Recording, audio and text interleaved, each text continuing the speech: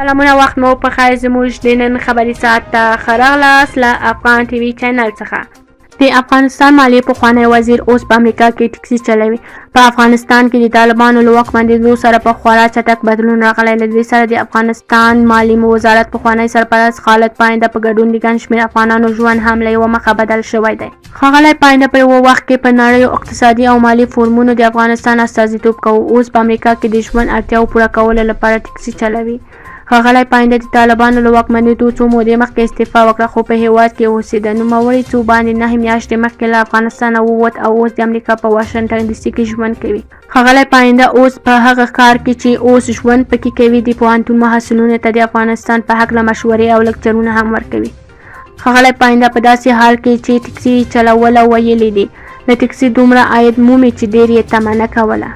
نوموړی په واشنګټن کې د افغانستان تړل شوی سفارت دروازې مخ ته په یوه مرکه کې ویلي دي کال کې لږ تر لږه 2 ځلې دې ودانۍ ته د نړیوال بانک یا نړیوالې وجهې صندوق په غونډه کې ګډون لپاره راتلم، خو اوس د دې ودانۍ لیدلو اسانه چاره نه ده. نوموړی وایي کله چې طالبان د افغانستان ځینې ولایتونه ونیول، ګمان یې کوه چې تر څو کلونو پورې به ښایي چې پلازمینه سقوط ونه کړي او مقاومت به وکړي. خو په وینا یې دا غمیزه ده چې 40 میلیونه خلک د یوې متعصبې ډلې لخوا یرغمل کېدل دي او له 50 سلنې زیات نفوسو ته چې ښځې دي حق نه ورکوي. دا هغه ټول پرمختګ پر شاتګ بدلوي چې موږ تېرو 20 کلونو کې کړي وو. که چېرې زموږ یوټیوب چینل مو نوي لایک او سبسکرایب کړئ نو حتما یې لایک او سبسکرایب کړئ.